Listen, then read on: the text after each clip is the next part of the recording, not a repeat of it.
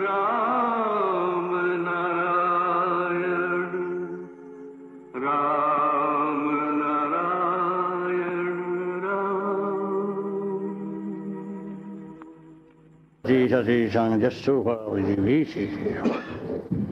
এই ফালাকাটা কয়েকবার গিয়েছি। ফালাকাটায় লক্ষাধিক লোক হয়েছিল বেশ কয়েক বছর আগে। সমস্ত ফালাকাটাতে কেন নর্থ বেঙ্গলে নেতাজি প্রসঙ্গে আমার উপরে চারদিক থেকে চাপ সৃষ্টি হচ্ছিল এবং শোলমারি আশ্রমের সব টিম মেম্বাররা, সেক্রেটারি সবাই আমার কাছে এসেছিল এই নেতাজির ব্যাপার নিয়ে। অনেক কিছু হয়ে গেছে, কিন্তু আমি রাজনীতির দিক থেকে এই নেতাজির কথা বলছি না। আমি বলতে চাইছি একজন দেশপ্রেমিক ব্যক্তিত্ব সম্পন্ন, তার বিষয়ে আমি সবার অনুরোধে অনেক জায়গায় আমার বলতে হয়েছে। ঢাকা 1939 নেতাজি বিরাট মিটিং করেন সদরঘাটে। সেখানে নিহারেন্দ্র দত্ত মজুমদার আমাকে দেখেছে। আমি যে নেতাজি প্রসঙ্গে আজ বলছি সেটা হলো যে নেতাজিকে আমি এই কথাই বলেছি যে তুমি বীর কর্মী, তুমি একমাত্র ভারতবর্ষকে স্বাধীনতা। কিন্তু মানুষের এই দুরবস্থা, এই দুর্দিন, আমরা দুর্বলতার বাসা বাঁধতে চাই না। প্রত্যেকের হাতে লাঠি ধরায় দাও। যতগুলো ইংরেজ আছে, ব্রিটিশ আছে, যাদের অধীনে আমরা আছি, তাদের কিভাবে অপসারিত করতে হবে তার ব্যবস্থা তোমার দ্বারাই সম্ভব। তখন তো আমার বয়স একটু অল্প, কারণ আমরা বেদের পূজারী। বেদে আছে অপরাধীদের স্থান না দেওয়া। তোমার কর্তব্য জাতি ধর্ম নির্বিশেষে, দলগত নির্বিশেষে, তুমি একজন দেশের মহান সন্তান, তুমি একমাত্র পারো। সমর্থন করলেন। তারপর কলকাতায় এলাম। নেতাজি রহস্য, কেউ বলছে আছেন, কেউ বলছে নাই। এই অজয় বাবু থেকে আরম্ভ করে মন্ত্রী সব, প্রফুল্ল সেনও গিয়েছিলেন, এবং বাংলাদেশের, ভারতবর্ষের অনেক ব্যক্তি এসেছিলেন আমার কাছে নেতাজি প্রসঙ্গে। হেমন্তবাবু, মালহোত্র, সত্যগুপ্ত, টিম মেম্বাররা, সুরেশ গুরুবক্স এবং শোলমারি সাধু নেতাজি এই কথা বলে সবাই চিৎকার করছিল। আমি কখনো কোনো কিছুর জবাব দেই নাই। আমার নাম ভাঙিয়ে অনেকে অনেক রকমের কথা বলতে শুরু করেছে। ঠাকুর এই কথা বলেছেন, নেতাজি আসবেন, নেতাজি ফিরে আসবেন। তারা যা বলেছে উচ্ছ্বাসের বশী হোক, ধারণার বশী হোক বলেছে, কিন্তু আমি যা বলেছি সব ধারণার বশে। ধারণার কথা দিয়েই আমার সব কথা। বহু জায়গায় সভা করতে হয়েছে, ফালাকাটাতে কয়েকবার হয়েছে বিরাট জনসভা। কিন্তু নেতাজি আছেন এই কথা আমি কখনো বলিনি, নেতাজি নেই এই কথা আমি বলিনি। নেতাজির ব্ল্যাঙ্ক সই করা কাগজ আমার কাছে আছে, সে একজন আমাকে দিয়েছিল। তাতে 1962-63 কালি প্রমাণ হলো যে অ্যাক্সিডেন্টে মারা যায়নি। তারপরে দেখি আমার লালবাজারে আমার সমন। এই সমনের আগে শোলমারি সাধুকে এক জমিমারার কেসে আবদ্ধ করে তাকে ওপেন রাস্তা দিয়ে অ্যারেস্ট করে নিয়ে যাবে, এইটাই ঠিক হলো। তারপর আমি সেখানে গেলাম, আমাকে নিয়ে গেল। নিয়ে যাওয়ার পরে সেই অ্যারেস্ট বন্ধ করলাম। যে জমিমারার কেসে যে কেস করেছিল তাকে সাথে তাদের মিটিয়ে দেওয়া হলো। তারপরে কলকাতা আস্তে আস্তে দিকে আমার নামে সেই জমিমারার কেস। চমৎকার। লালবাজারে নিয়ে গেল আমাকে, বললাম, জিজ্ঞাসা করলো আমাকে যে আপনার বলতে হবে নেতাজির বিষয়ে আপনি কি জানেন। আমি আপনার কাছে কৈফিয়ত দিতে আসছিনি, আমি কেন বলতে যাবো আপনার কাছে? আপনার লোক আমার কোনো এইসব ব্যক্তিগত কোনো রিলেশন নাই। তার ব্যক্তিগত কোনো গোপন কথা যদি আমি জেনে থাকি সেটা আমিই জানি, সেটা আপনার কাছে ঢোল পেটিয়ে বলতে হবে, ডাক পেটিয়ে, এরকম অর্থই হয় না কিছু। সে যাই হোক, এইরকমভাবে হাওড়ার মাঠে বহু জায়গায় মনুমেন্টের নিচে অনেক বিরাট বিরাট সভা হয়েছে, অনেক জায়গায় অনেকভাবে আমার বলতে হয়েছে। তদন্ত কমিটির সাক্ষীও মেনেছিল, আমি সাক্ষীতে যাইনি। আমি একটি কথা বলেছি, আমরা যে যাকে আমি বা আমরা নেতাজি বলে বুঝতে পারছি সে আদৌ নেতাজি কিনা সেটাকে পরিষ্কার করো। এই তদন্ত কমিটিতে জানানো হলো, কিন্তু তদন্ত কমিটি কোনো সাড়া দিল না। তারপর জওহরলাল নিমন্ত্রণ করে পাঠালো আমাকে অগ্নিযুগের বিপ্লবী বারেন্দ্র কুমার ঘোষ, আমার শিষ্য, তার মাধ্যমে নিমন্ত্রণ যখন পেলাম তখন সেখানে আমি গেলাম। নেতাজি জওহরলাল খুব আপ্যায়িত করলেন। 3 দিন তিনি আমাকে নিমন্ত্রণে উপস্থিত হতে বললেন। 3 দিনই তিনি খাইয়েলেন, খাইয়ে ঠাইয়ে বললেন, গুরুজি এক বাত হয়। কি বাত হয়? নেতাজি সুভাষচন্দ্র। তখন বুঝলাম যে নিমন্ত্রণ এটার জন্যই। ঠিক আছে, কি ব্যাপার?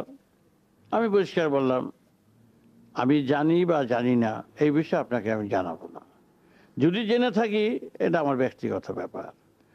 তবে আপনার আমাকে জিজ্ঞাসা করছেন আপনার কি ধারণা, কোথায় আছেন। বলে আপনি নিজেই বুঝতে পারছেন যে নেতাজি মারা যায়নি, আপনার কথাতেই সেটা পরিষ্কার হয়ে যাচ্ছে। আমাকে জিজ্ঞাসা করলে আপনি উত্তর পাবেন না। হলো প্রেসিডেন্ট নিয়ে গেল রাজেন্দ্র প্রসাদ, নিয়ে গেল রাধাকৃষ্ণন, একই প্রশ্ন উত্তর আমি একই জবাব দিয়েছি।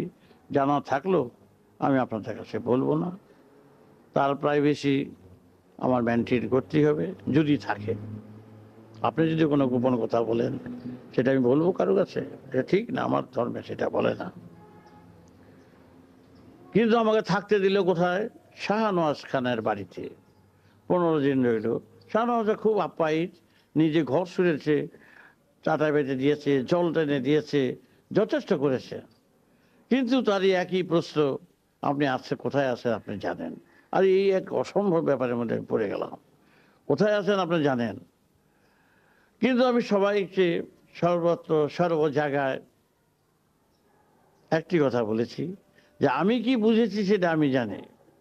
যতক্ষণ পর্যন্ত আমার বুঝটাকে সবার কাছে প্রমাণিত না করতে পেরেছি ততক্ষণ পর্যন্ত আমি সেই বিষয়ে কোনো কথা বলতে ইচ্ছুক নই। এবং নেতাজির নাম ভাঙিয়ে কেউ চলুক সেটা আমি চাই না। আমি তাকে যখন ভালোবাসি তার নাম ভাঙিয়ে আমি কোনো জনসভা করতে চাই না। সবার ভিতরে অনেকে আমাকে জিজ্ঞাসা করে, বারবার রিকোয়েস্ট করে, তখন বলতে 2-4টি কথা বলি মাত্র। কিন্তু অমর চক্রবর্তী ফরওয়ার্ড ব্লকের সে এসে রোজই ধর্ণা দিত যে আপনি আমাকে ঠিকানাটা দিয়ে দিন। মহা মুশকিল, সত্যগুপ্ত ফিরে ঠিকানা দিয়ে দিন। আমি বললাম যে ঠিকানা আমি বলতে পারবো না, আপনারা জানেন? হ্যাঁ, যদি মনে করেন আমি জেনে থাকি তো জানি। কিন্তু আমার জানার দিক থেকে সবাইকে বলেছি, আমার ধারণার দিক থেকে আমি সবাইকে জানিয়েছি যে আমি যতটা জানি, যতটা বুঝেছি, আমার ব্যক্তিগত ধারণায় মনে হয় তিনি এখনো আছেন।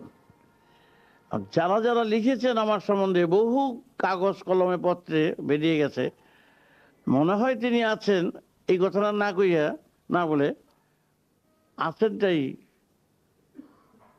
সবার কাছে পৌঁছলো।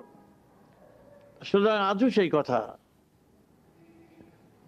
যে যে মরে যায় তার সম্বন্ধে এত কিছু বলার প্রয়োজন নাই আমার। কত লোক তো মরে গেছে, তাদের সম্বন্ধে আমি কিছু বলতে চাই না। যাকে মনে করছি এখনো মারা যায়নি, মনে করছি কথাটা কিন্তু ব্যবহার করছি, মারা যায়নি, মারা যাবে একদিন, তার সম্বন্ধে আর আমার কিছু বলার না। আমার ব্যক্তিগত কথা তো আমি বলে দিয়েছি, মনে হয় আছেন। তা তিনি তার প্রশ্নই হবে, আমি যদি বলি তিনি আর আছেন, তো কেন আসছেন না, কিসের জন্য আসছেন না, কি প্রয়োজন, সেগুলো যদি আমি জেনে থাকি, যে যে প্রশ্ন করবে সেই প্রশ্নগুলো আমি জানি এবং কি উত্তর দিতে হবে সেটাও আমি জানি। কিন্তু উত্তর দিতে যদি আমার মুখ বন্ধ হয়ে আসে কোনো কারণে, তার গোপনতা সম্পর্কে, নীরবতা সম্পর্কে, আমি তার বিশ্বাসঘাতকতা করতে রাজি করি। এটা হলো আমার, যদি আমি জেনে থাকি। তাই সবার কাছে একই কথা যে তিনি দূরে আছেন, কোথায় আছেন, তাও হঠাৎ মুখ দিয়ে আমি আমার ধারণার কথা বলে দিয়েছি। এমন জায়গায় আছেন বলে মনে হয়। কিন্তু যাদের আমি পাঠিয়েছি সেই জায়গায়, সত্যগুপ্তকে পাঠিয়েছিলাম, তার সাথে আরেক ব্যক্তিকে পাঠিয়ে দিয়েছিলাম, তার নামটা ভুলে গেছি। চোখ বেঁধে জিপ গাড়ি করে তাকে নিয়ে গেল, আমি চিঠি দিয়ে দিলাম। নিয়ে যখন একটা ঘরে নিয়ে পৌঁছিয়ে দিল সত্যগুপ্তকে আর ওই লোকটাকে, সে বার্মা থাকতো নেতাজির সাথে, খাওয়ার পরে তার একটা মশলা দিত, নেতাজি নীতি দিত, এই নাও এই মশলাটুকু নাও। কিন্তু যখন সে সেই ঘরে গেল, পাহাড় ডিঙিয়ে, ঘরে কেউ নাই, খাবার এলো, খেয়ে নিল, বসে আছে, হঠাৎ এক ব্যক্তি এসে মশলা দিল। মশলা খেয়েছে, চিৎকার আরম্ভ করছে, আরে এই মশলাই তো আমার সুভাষচন্দ্র বোস দিত। ব্যক্তি কোথায়, এই মশলা কি করে জানলো? শুধু তাকেই দিল, সত্যগুপ্তকে দিল না। কি করে জানলো? এ অসম্ভব কথা, নিশ্চয়ই সামনে তিনি কোথাও আমাকে বলুন, আমার কথা বলুন। আর তখন সত্যগুপ্ত বলতে হবে কেন, মশলা যখন হাতে এসে বসছে তখন আর বুঝতে বাকি নেই। সে চিৎকার করতে করতে আমার কাছে এসে উপস্থিত, বাবা আমি নেতাজির দেখে এসেছি। আর কিভাবে দেখলি? আমি এই মনে হয় আমি দেখেছি, কিছু ফাঁক দেখেছি। আমি দেখলে ভালো করছিস, তুমি তো বলো না, আমি বলবো না। এইরকম 4-5 জনকে 4 জায়গায় এক জায়গায় পাঠিয়ে দিয়ে দিয়েছি, তারা বুঝে এসেছে। কিন্তু আমার কাছে এখনো ব্ল্যাঙ্ক সই করা কাগজ আছে। তাই নেতাজি প্রসঙ্গে তার চেয়ে বেশি কিছু বলার এখন প্রয়োজনীয়তা নাই। তিনি অভিজ্ঞতা সম্পন্ন ব্যক্তিত্ব, দুইটা লোকেই ভালোবাসি, সূর্য সেন আর সুভাষচন্দ্র বসু। এবং ভারতবর্ষের স্বাধীনতা তার অনেক অবদান আছে। এবং একটা লোকের জায়গা অনেকে দেখতে পারে না, ভালোবাসে না, তার উপরে রাগ, সে কিন্তু তাকে আমি আমার ভারতের স্বাধীনতার দিক থেকে তাকে আমি ছুঁড়ে ফেলে দিতে পারছি না। হিটলার ফেলতেই পারছি না। হিটলার কি হলো না হলো, তার অবদান রয়েছে আড়াল থেকে বা যে কোনো কারণে হোক, ভারতবর্ষের স্বাধীনতার মূলে তার কিছু আছে। এটা আমি ছুঁড়ে ফেলতে, আমার ব্যক্তি ধারণাও হতে পারে, কারো পছন্দ নাও হতে পারে, কিন্তু আমি মানে স্বাধীনতা আমরা যে এখন পাচ্ছি এটা আমাদের হিম্মতা নয়। আমরা স্বাধীনতার কিছু সাজানো ঘর পেয়েছি, তাই তার মূল্য দিতে পারছি না। তাই আমি সবাইকে বলছি যে স্বাধীনতা কি বস্তু, কি জিনিস আমরা বুঝতে পারলাম না। বুঝছে আমেরিকা, লন্ডন, অস্ট্রেলিয়া, যারা দেখছি বেশ স্বাধীনতা উপলব্ধি করতে পারছে, আর আমরা এখনো, কারণ ম্যান হোল কাভারের চোরের দেশের লোক আমরা, মানুষের কাছে গিয়ে অপমানিত হয়েছে, আমাদের দেশের লোক গিয়ে অপমানিত হয়ে আসছে। সুতরাং আমরা স্বাধীনতা এখনো বুঝি নাই। তাই সুভাষচন্দ্রকে বলেছিলাম তুমি একমাত্র স্বাধীনতা আনতে পারো, তুমি কেন চিত হয়ে থাকার, আমি হঠাৎ একটা কথা বলে ফেলেছিলাম যে চিত হয়ে থাকার থেকে আমরা স্বাধীনতা আনতে চাই না, আমরা বুক ফুলিয়ে আনতে চাই। এবং আদেশ তখন দেখছিলাম আমার কাকার মাঠে চিটিয়ে শুয়ে আছে, কাকার লগে আরো অনেক তার সাথী আছে, চিটিয়ে শুয়ে আছে, আজ কথা নয়, 1937 চিটিয়ে শুয়ে আছে। তখন কাকাকে বললাম, কাকা তোমার এই দুর্দশা কেন, তুমি চিটিয়ে শুয়ে আছো কেন? তখন কি সত্যাগ্রহ, আমি তখন ভালো বুঝি নাই, কথা কইতে পারে না, বারে লেবুর জল খাওয়ায় আর সত্যাগ্রহ আরম্ভ করছে। আমরা গ্রহ, কোন গ্রহে তোমাদের ধরেছে? ওই বাস দূর দেখতে পাচ্ছ কাকা, তোমরা 80 জন শুয়ে আছো, এই 80 জন কাকা বাস ধরতে 80টা বাস নিয়ে ইংরেজে মাথায় নিয়ে মারো, তাইলে হবে স্বাধীনতা। 5 টাকার জন্য তাদের তেল মাখছো, এটা লজ্জাস্কর ব্যাপার। এই কথা কে শিখালো তোমাদের? এই গ্রহ? আস্তে বল পুলিশ আসবে, আর পুলিশ, আমাদের লোক, আমাদের জন, আমাদের দিয়ে শেষ করছে।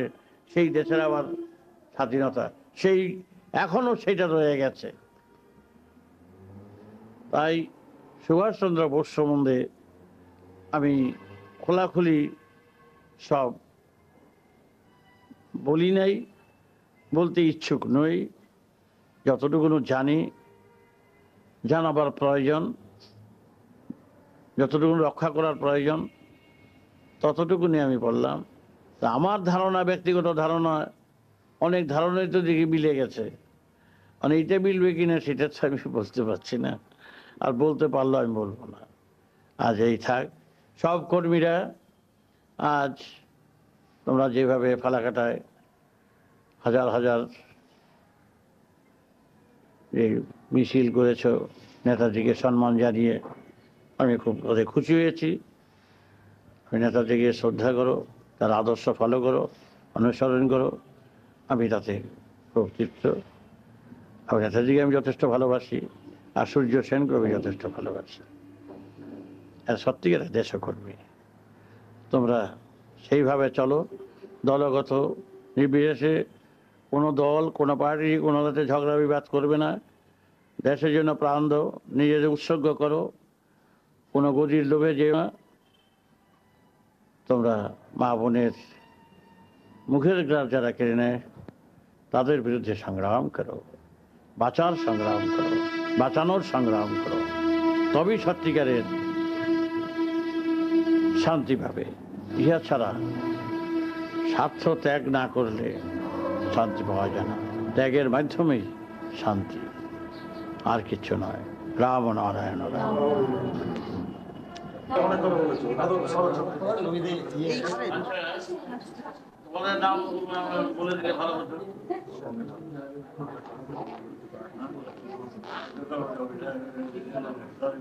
বন্ধ করে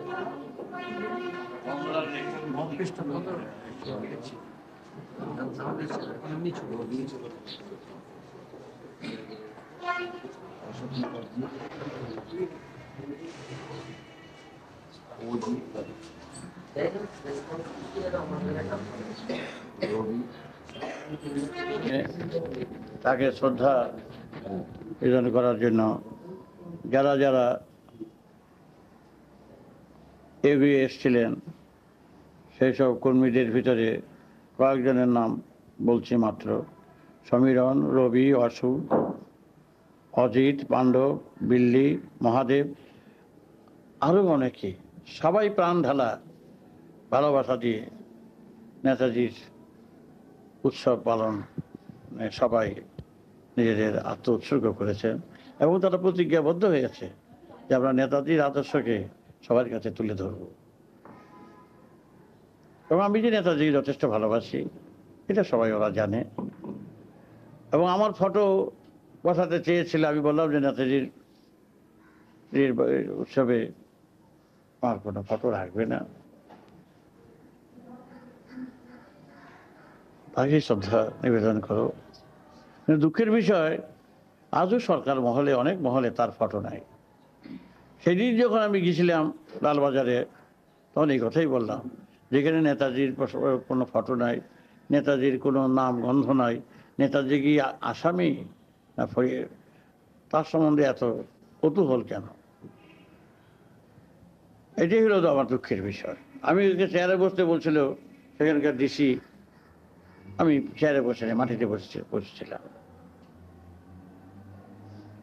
তাই প্রফুল্ল সেন শেরবেলা ভুল বুঝে আমার সুখের বাড়িতে গিয়ে বলে আসছে, আমি ক্ষমা চাই, আমি বুঝতে পারিনি। তাই আমি চাই আমার লক্ষ লক্ষ কোটি সন্তান, আমি বৈরাগী হয়ে থাকতে চাই না। আমি এর একটা সুরাহা হোক। কোনো পার্টি বুঝি না, দল বুঝি না, গদি বুঝি না, এইসব নিয়ে আমার মাথাপাতি নাই। অনেকে বদনাম দিয়েছেন ঠাকুর বালক বসে রাজনীতি করেন। রাজনীতি যে করবো আমি, গদি চাইলে তো রাজনীতি, তো শুধু শুধু কি রাজনীতি করতে চায় খালি? তাই রাজনীতির সাথে আমার কিছু দরকার নাই। আমি চাই আমার এই 5-6 কোটি সন্তানকে নিয়ে মাঠে নেমে এর একটা সুব্যবস্থা করতে চাই। ভারতবর্ষের বুকে যে সমস্ত অভাব অভিযোগ, যারা শয়তান, যারা দুশ্মন, যারা অসুর, যারা শোষক, তাদের বিরুদ্ধে আমি প্রতিকার করতে চাই। এবং প্রতিকার করতে গেলে একার পক্ষে সম্ভব না। আমি নেতা বলতে চাই না। পকেটগুলো সিঁড়ি ঘুরে কাজে নামতে হবে। লেংটি বুঝে কাজে সেই জন্য নেমেছিল। পকেট এখন 1 পকেটের জায়গায় 10 পকেট একজন হয়েছে। বহু টাকা রোজগার করছে, সমাজ করে দিচ্ছে, আমরা জেনেও চুপ করে আছি। যারা ভালো মানুষ, যারা ভালো কাজ করতে যায়, তাদের নামে অযথা দোষারোপ করে, তাদের বিব্রত করে হেয় প্রতিপন্ন করছে সমাজের বুকে। কিন্তু এর প্রতিকার আমরা করতে চাই, মৃত্যু একদিন। কিন্তু এর সুরাহা কিভাবে করতে হয় তার ব্যবস্থা আমরা দিতে চাই। সন্তান দল রাজনীতির দল নয়, সন্তান দল শয়তানকে পেটাবার দল, শয়তানকে শায়েস্তা করার দল। তারা ব্যক্তির স্বার্থে নয়, ব্যক্তির স্বার্থে তারা এগিয়ে যাচ্ছে। আমি সুভাষ বোসকে এই কথা জানিয়েছিলাম, আপনি করেন। কারণ আমার আধ্যাত্মিক এবং বাস্তব, আধ্যাত্মিক এবং রাজনীতি এক সুরে যে গাথা, তার একটা দৃষ্টান্ত আমি দাঁড়া করতে চাই। অনেকে বলে যে রাজনীতি আলাদা, ধর্ম আলাদা। একেবারেই না। ধর্ম লালনে পালনে রক্ষায় ব্যবস্থায় ধর্ম। খাওয়া পড়ার অভাব থাকবে না, ব্যবধান থাকবে না, বৈষম্য থাকবে না। আর সেখানে এত বৈষম্য, সব কিছু আলাদা। কিন্তু এই সমস্ত অবাঞ্ছিত ব্যক্তি যারা সমাজের বুকে, যারা শাসনে বসে আছে, যারা অনেকে আছে, সবাই নয়, তাদের আমরা আসন থেকে নামাবই। গদি আমরা চাই না। গদি যেই কেউ বসুক, গদি যে রক্ষা করতে না পারবে তাকে আমরা রাখবো না, কাছে সরিয়ে দেব। গদি যে রক্ষা করতে পারবে তারই সাহায্য করব। সেই উদার মনোবৃত্তি কোথায়? আমরা সন্তান দল, আমরা বিপ্লবে বিশ্বাসী, আমরা প্রেম ভালোবাসায় বিশ্বাসী, কিন্তু আমরা ক্ষতিকারক নয়, খুনি নয়। কিন্তু খুনিকে আমরা ছাড়বো না, আক্রমণকারীকে আমরা ছাড়বো না। তার সাথে আমরা যুঝবই, লড়বই, যেইভাবেই হোক। ব্যক্তির স্বার্থে আমরা যাব না। সুতরাং এই কথা আমি সুভাষচন্দ্র বোসকে আমি 1939-এ বলেছি। নিহারেন্দ্র দত্ত তখন ছিল। সুতরাং তিনি অ্যাপ্রিসিয়েট করেছেন আমার কথাবার্তা। দেখেছে আমি জিজ্ঞাসামূলক নয়, হিংসাত্মকমূলক নয়, রাজনীতির গদি দখলের জন্য নয়, নেতা সাজবার জন্য নয়। আমি নেতাও সাজতে চাই না, এখানে ভগবানও সাজতে চাই না। দুইটাই আমি পেয়ে গেছি, কোনোটাই আমার দরকার নাই। আমার কথা হলো ভারতবর্ষের শয়তানদের কিভাবে শাস্তা করতে হয়, তার পিছ দাঁতগুলি কি করে ভেঙে দিতে হয়, তার ব্যবস্থার বলে আমার সব সন্তানরা ঝাঁপিয়ে পড়বে, এইটাই আমি বিশ্বাস করি। আজ এই থাক। রাম নারায়ণ। রাজনীতি দখলের বাহিনী নয়, সমাজ কল্যাণের বাহিনী, দেশ সেবার বাহিনী। কিন্তু মাঝে মাঝে কিছু সংখ্যক ব্যক্তি ঢুকে নিজেদের মধ্যে বিবাদ বিচ্ছেদের সৃষ্টি করছে, তার জন্য আমি এগুলো করি নাই। এক এক জায়গায় এক একজনকে বসিয়েছি, যেমন রামকৃষ্ণ আছে, আলোচনা চক্রে বসিয়েছি, তারপর অঞ্জনকে বসিয়েছি অ্যাকশন কমিটিতে, আরও চিত্রশিল্পীদের আছে সন্ধান দলে, অচল সেন আছে সন্ধান দলে, এবং বহু ব্যক্তি লক্ষ লক্ষ। কিন্তু তাদের ভিতরে এক এক স্কুলে এক একটা প্রত্যেকেই যায়, গিয়ে এক একভাবে এক একজনে কিছু কিছু সংখ্যক ব্যক্তি ভুল বুঝাবুঝির চলে যায়, দল সৃষ্টি করছে। সেগুলো আমি অনেকটা বন্ধ করে আসছি, কারণ এক এক স্কুলের এক এক কথা, এক এক রকম এক এক তত্ত্ব, আমার তত্ত্বগুলো তারা পরিবেশন করছে, আমার আদর্শ পরিবেশন করছে। কোনো জায়গায় আছে দেবতা দেখো, দেবতা চেনো, কোনো জায়গায় আছে এগুলোর এখন প্রয়োজনই নেই। যে দেবতা জানো না, যে দেবতাকে দেখোনি, যে আত্মা বোঝো না, যে আত্মাকে দেখোনি, ওগুলো নিয়ে মাথা খারাপ ঘামিয়ে লাভটা কি? এক স্কুলে যেমন আছে, আরেক জায়গায় আছে এই খোল, করতাল, কাশি, ঘন্টা, এইগুলো সবগুলো এগুলো জলে ফেলে দিতে হতে পারে একদিন। যত ফটো আছে আমার সব জলে ফেলে দিতে পারে, হতে পারে, এই আদেশ আমি করতে পারি। যেদিন আমি বলবো লাঠি ধরতে হবে, সে লাঠি ধরতে হবে। এক এক স্কুলের এক এক শিক্ষা এক এক পাতায় আছে, সেইগুলো গোলমাল করে ফেলছে, যেটা শেষের কথায় আগে এই না জোড়া দিচ্ছে, তাতে গোলমাল হয়ে যাচ্ছে। তিব্বতে আছে এই সব চৈত্র মাসে 2টা ল্যাপ গায়ে দিবা, 2টা কম্বল গায়ে দিবা। এইখানে দেখা আছে এইখানে 2টা কম্বল গায়ে দিবা, এইখানের বইটা এসে এইখানে উপস্থিত, সেখানে বইটা যদি পড়ে এইখানে চৈত্র মাসে 2 কম্বল গায়ে দিবা, তাহলে তো বরাবরের বুদ্ধি। এইখানে লেখা তো ওইটা ওইখানকার এখানে, এটা এখানকার এখানে, সেটা তো লেখা না এখানে 2 কম্বল গায়ে দিবা। তাই যারা একটুখানি ভাবগ্রস্ত, যারা উচ্ছ্বাসে আছে, ভক্তিতে আছে, এত হাজার হাজার বছরের ভক্তিটাকে একবারই নষ্ট করে দেওয়া যায়? তাদের সাথে মিশতে হবে, চলতে হবে, বুঝতে হবে, তাদের পোশাক পরতে হবে, তাদের সেন্টিমেন্টের সাথে মিশতে হবে, তাদের নারীর গতি বুঝে বুঝতে হবে, তারপরে ঢুকে তাদের সঙ্গে আত্মীয়তা করে তারপর তাদের বুঝাতে হবে তোমার মর্ম কথা, ইঞ্জেকশন তখন দিতে হবে। আগে যদি বলো দেবতা কিছু না, হ্যাঁ ধর্ম কিছু না, হ্যাঁ, তাহলে তোমাকে ঢুকতে দেবে কেন? মানে এইরকম কাজ এই স্কুলের থেকে একে শেষের পাতা যেটা আছে সেটা আগের পাতা চলে গেছে, তাতে একটু ফাঁসমাস লেগেছিল, অনেক টাকা পরিষ্কার করে আনছি। সেই জন্য অনেক লোক আমি পাঠিয়ে দিই, স্কুলে যাও, স্কুলে গিয়ে শেখো, দেখো আমার তত্ত্বগুলো রামকৃষ্ণ পরিবেশন করছে, অন্য পরিবেশন করছে, এই শঙ্কর আছে, এবং সবাই তো পরিবেশন করবার অধিকার আছে। কিন্তু তোমরা কোথায়? তোমরা সেইভাবে কাজ করবে, তাই সবাই মিলে একত্র হয়ে কাজ করবে, এটাই হলো একত্র এক কথা। এর মধ্যে ভিন্ন ভিন্ন কথা, ভিন্ন ভিন্ন দল, তারপরে যদি ওয়ার্নিং দেওয়ার পরে যদি কথা না শোনো তাহলে বার করে দেওয়া হবে। এখানে এইসব চলবে না, এটা মনে রেখো, ঠিক আছে? আজই থাক, রাম রাম।